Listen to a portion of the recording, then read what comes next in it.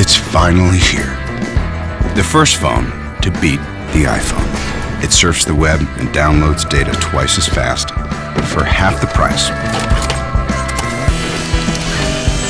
Introducing the new iPhone 3G. Hello, and welcome to another wonderful UBU Network podcast. I'm Cynthia Brown, and this week in News and Entertainment, Don Whitaker tells us how bugs, yes, you heard me correctly, how bugs can help solve our current crisis at the gas pump. Stay tuned. This you don't want to miss. Around the globe, the people of Boeing are working together to make a difference. That's why we're here. Software executive turned green energy innovator Greg Powell and his team on the LS9 project have one of the most creative solutions we've seen for the current crisis at the pump. They've genetically altered bacteria to produce crude oil. Apparently, the bugs eat wheat straw, wood chips, or sugar cane, and their fatty organic waste can be refined into fuel. What's even more impressive is that for the first time ever, the process of producing fuel for your car is actually good for the environment. Our goal was to produce petroleum replacements, fuels that look, smell, taste exactly like today's gasoline, diesel, jet fuel. And that's what we set out to do, and that's what we've done. Petroleum is a very complex mixture of hydrocarbon products. The reason they're such an excellent product is that this diversity of products can be used for different performance engines. What our technology allows us to do is to design hydrocarbon molecules just like the ones that are in gasoline, jet, and diesel fuel. The way it works is through fermentation of renewable sugars.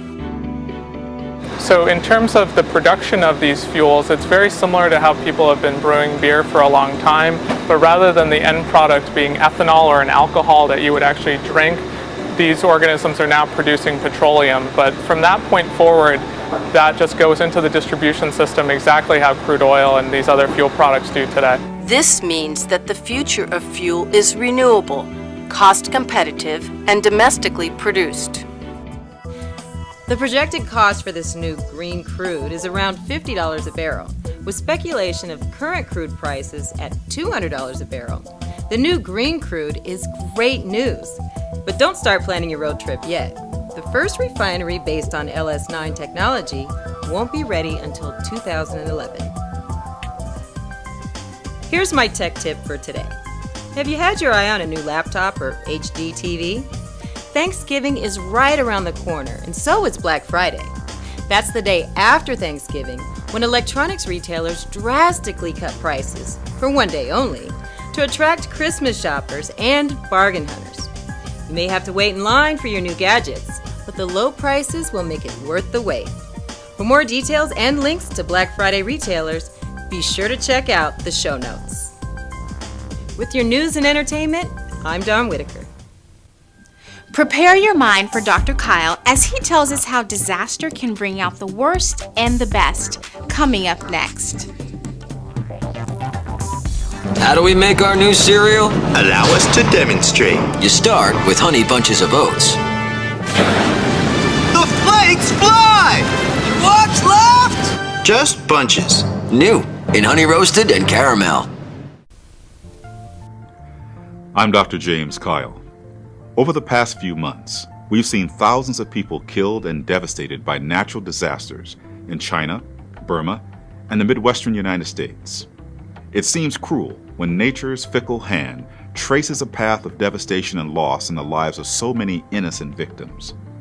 The lingering question associated with most natural disasters is how could we prepare? No matter where you live, natural disasters are inevitable. Sooner or later, Mother Nature will frown upon your corner of the globe and create pure havoc. But in each disaster, there are at least two common features that amplify the suffering. First, in most cases, affected communities just aren't prepared. Neither cities nor individuals were ready. No water, no emergency shelter, no food, poor logistical support, and inadequate medical relief. But the second feature seen in these disasters is the underlying poverty of the victims. The death and suffering in China, Burma, and New Orleans were certainly made worse by the fragile economic condition of the affected populations. Poor people have little in the way of economic reserve capacity. But those who did lacked options. They didn't have a second home in a safe place, and many had no transportation to flee the impending chaos. Poor people lack the political clout that often demands more rapid governmental response to natural disasters. And in the case of Katrina, race and class played a major role in the slow and anemic response from FEMA and other agencies. Many families, abandoned by the government and cut off from relief, were characterized in the media as looters and criminals. Sometimes disasters bring out both the worst and the best in human nature. This was certainly true in Burma and Katrina. In each case, we witnessed unspeakable brutality and awe-inspiring compassion. Our values, our characters, our resilience are best demonstrated in the harsh light of adversity and trial. We should all be prepared for the next disaster, but how we manage in crisis will be determined by the characters we develop today. Hard times don't define us. They merely reveal who we already are. I'm Dr. James Kyle. And Dr. Ron Seidler, backed by popular demand, tells host Janine Heidel how your favorite Hollywood stars get those great Hollywood smiles. Back in a moment.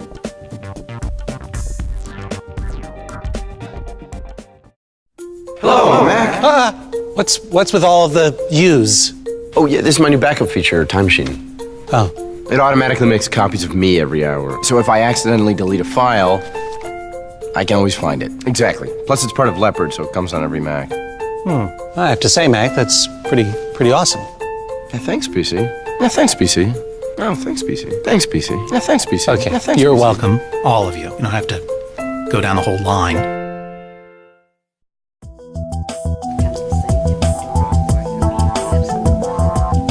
I'm Janine Heidel. Hi, and I'm Dr. Ron Seidler. Doctor, we know that here in LA and Beverly Hills, everybody wants a beautiful white smile. What are some options people have on getting beautiful white teeth?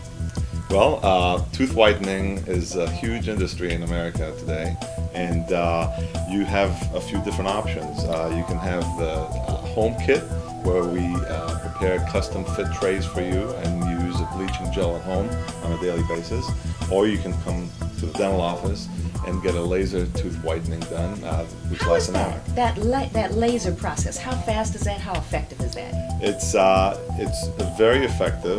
The light makes the materials work much quicker, and under a controlled environment here in the office, we're able to use a higher concentration bleaching solution. So in just a short hour, we can have beautiful white teeth.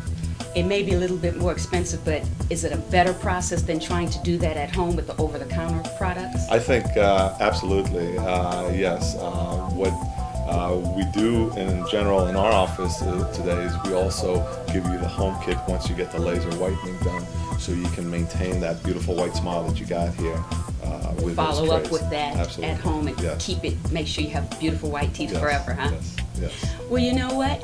I hear that that's something that's a great product, but also people like to have maybe the veneers or something else for a little more permanent touch of cosmetic dentistry.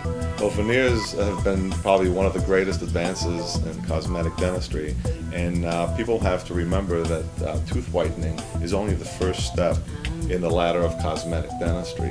It will give us a beautiful smile, but it's still, our natural teeth, and if we want just to redo our smile or reshape the way our teeth are, porcelain veneers do a magnificent job at that, and you'll have a beautiful smile forever. And I guess we have to be careful what things we eat and drink to make sure we keep those teeth white. Absolutely. Well, if you just do regular whitening, anything such as cigarettes, coffee, tea can stain teeth quite heavily. Now, if you get porcelain veneers, guess what? Porcelain does not stain. So you'll have a white smile that's permanent. All right. Well, you've given us a lot of great information on teeth whitening. I think we can have more information in the show notes afterward. But I'm just curious, you've been in this business a while. What's one of the strangest things you've seen in your time as a dentist? Well, I've seen quite a few things, but one of my patients came in one day, construction worker, beard, fell asleep in the chair, and as I was working on him, ants started crawling out of his beard and into his mouth. I tried to blow him off with my air and water gun, but they flew right into his mouth and then started crawling on his tongue. Well, we suctioned them off and continued working. He never knew anything about it. Wow, that means you're a great dentist. Yes, I'm an exterminator. Dentist and exterminator. Well, thanks for all your information, Doctor. I'm Janine Heidel. And I'm Dr. Ron Seidler. That's an amazing story.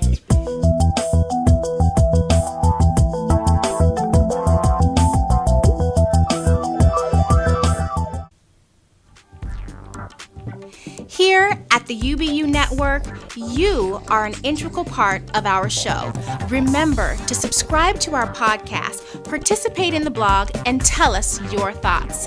Thanks so much for joining us again, and we'll